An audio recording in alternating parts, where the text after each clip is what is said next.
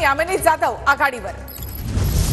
तर भांडूप पश्चिममधून रमेश कोरगावकर सध्या आघाडीवर आहेत। महत्त्वाचा कल आपण पाहतोय। भाजप सर्वात मोठा पक्ष महायुती 199 तर महाविकास आघाडी 49 जागांवर आघाडीवर आहे। तर भायखळ्यामधून यामिनी जाधव देखील आघाडीवर आहेत। महायुती आणि महाविकास आघाडी यामध्ये महायुती आता जवळपास 200चा आकडा गाठण्याच्या तयारीमध्ये, तर महाविकास आघाडीचा पुरता धुव्वा उडालेला आहे। भायखळ्यामधून यामिनी जाधव 1108 मतांनी आघाडीवर।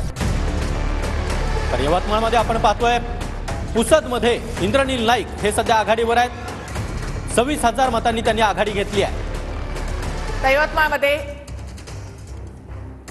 तर भाजप 109 जागांसह सर्वात मोठा पक्ष, शिवसेना 56 जागा, राष्ट्रवादी 34 जागा, तर काँग्रेस 19, ठाकरे गट 19 जागांवर सध्या आघाडीवर आहे। तर महायुती 199 आणि महाविकास आघाडी 49 जागांवर आघाडीवर। तर भाजप पुसदमधून इंद्रनील नाईक या ठिकाणी आघाडीवर आहेत 26,000 मतांनी आघाडीवर। भाजप 109 जागांवर, शिवसेना 56, राष्ट्रवादी 34 जागांवर आघाडीवर, काँग्रेस 19, ठाकरेंची शिवसेना 19 आणि शरद पवार गट 11 जागांवर आघाडीवर।